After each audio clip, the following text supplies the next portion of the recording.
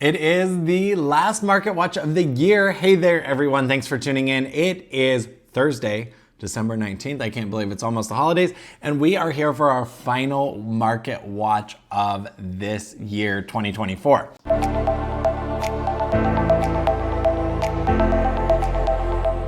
Okay, let's start right off with the interest rate. So the Feds met yesterday, and unfortunately, the impact of that meeting was not favorable for the mortgage interest rates. Today, we see the 30-year fixed at 7.14, so it has jumped up quite a bit from a week ago when it was below 7, around 6.8. Now, the 15-year fixed is at 6.45, so that is pretty favorable. But overall, the rates did not have a good outcome after the Fed announcement. Now, the rates are not directly impacted by the Fed's rate cut, but they are more based on the outlook of the economy. And so typically when we see that inflation is going to start coming down, we see that the rates for mortgages will continue to come down as well. So with the Fed announcement yesterday, unfortunately, what happened is that they were saying they're going to be more conservative on how they're cutting rates into 2025.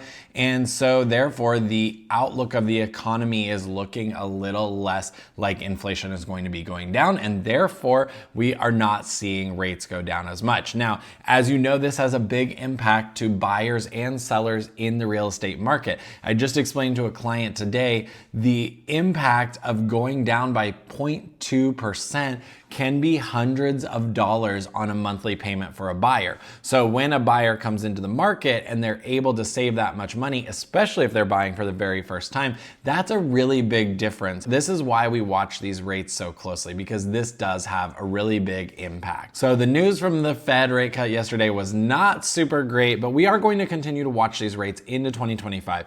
I am hopeful and optimistic that they will come down below 7, although we may not see them come down into the low 6s like we were thinking before. They may just be in the high 6s from now on. That is TBD. We will watch these rates to see what happened.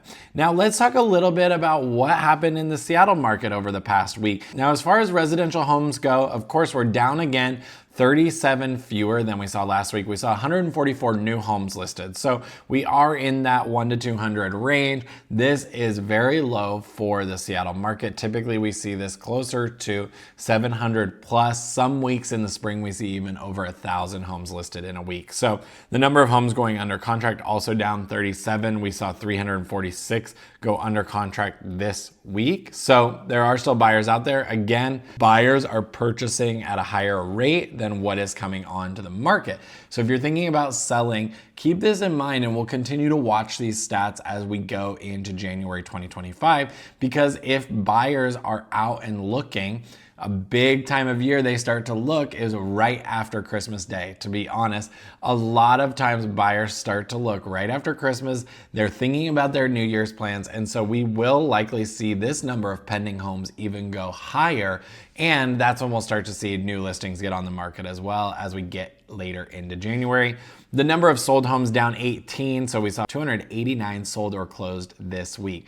Now, when we look at condos, those numbers are lower. We see 27 fewer condos listed this week. That was 75 condos listed in Seattle in the past 7 days. That's down from 102 last week. So we are really low, and we don't expect this number to continue to go higher until we get into January. The number of condos under contract was actually up this week, 5. So 130 under contract. That's pretty much double what's coming onto the market. So there are still buyers out there purchasing these condos that are sitting on the market. And the number of sold listings this week up just 6 in terms of condos, and that's 108. One buyer asked me this week, why is a condo sitting on the market? Well, there's a few reasons. It could be price, but aside from price, there are the market dynamics. Right now, it's not uncommon for a condo to sit on the market for 60 or 70 days, depending on the month we're in 2024. And so a lot of condos are taking longer to sell. So there may not be anything wrong with the condo. The price may need a little bit of an adjustment, but it's very common right now in the market for these to sit on the market. Now, I expect when we see each other again in January, this will start to change. The narrative that we're going to start talking about, in my opinion, is probably going to be a narrative around more inventory coming onto the market, even more sales happening, because, like I said before, buyers start to think about their New Year's plans. Right after Christmas Day, they start to think about the home they want to purchase in 2025. They're thinking about potentially their kids switching schools. They're thinking about filing their taxes for 2024 and their taxes for the coming year. They start to think about all these different factors as well as just their New Year's goals. So if you are a buyer and you're one of those people who's thinking about what 2025 will look like for you, reach out today like so many others have from YouTube, and let's start to have a conversation about the strategy behind your plan. Even if you're 6 to 12 months or more away, right now is the time to talk about that plan and to strategize so you can get accustomed to the market. Similarly, if you're a seller and you're thinking 2025 is going to be when you sell, it's important to start making a plan now. You don't want to miss timing the market for your sale because you are not prepared. So reach out today. Let's start with a plan and make sure that we know when your home's going to go on the market and any fixes you need to make before that happens. I hope you all have an amazing holiday season and a great rest of your 2025, and we will see you again in 2026. Take care.